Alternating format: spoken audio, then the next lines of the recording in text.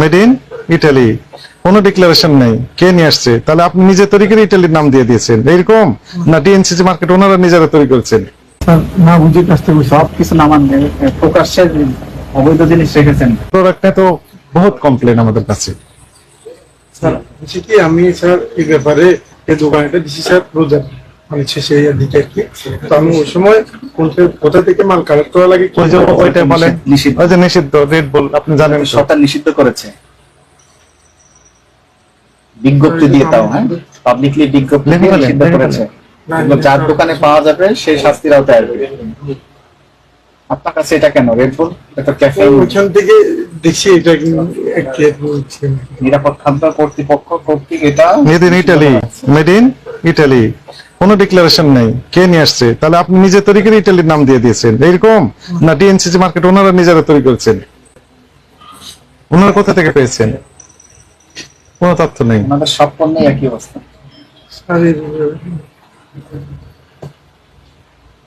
এগুলো বিক্রি করতে পারবেন না।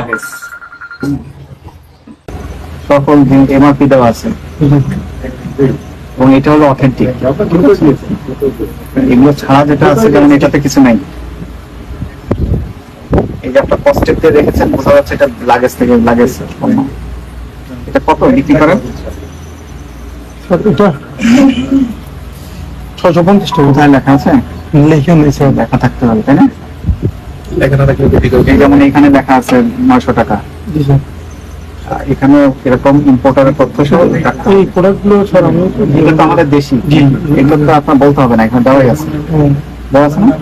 স্যার নতুন দোকান স্যার এটা।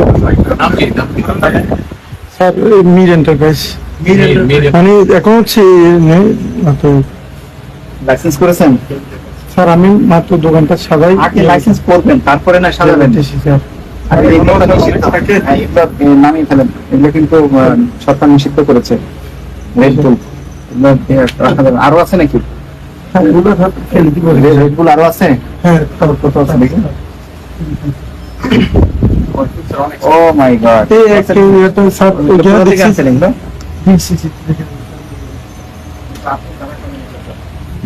স্যার না বুঝে কাছ থেকে সব কিছু নামান প্রকাশ্যে অবৈধ জিনিস রেখেছেন। এগুলো একটু দেখি। এই যে ফগ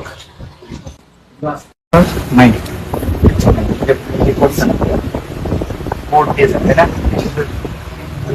এই যে আপনি নতুন দোকান কিছু না জেনে শুনে একবারে যা আছে 90% পণ্যই আপনার অবৈধ। কি ব্যাখ্যা দিবেন বলেন? তাহলে আমি কি এগুলো সব আপনার কারণে সঙ্গে সঙ্গে রাখতে হবে।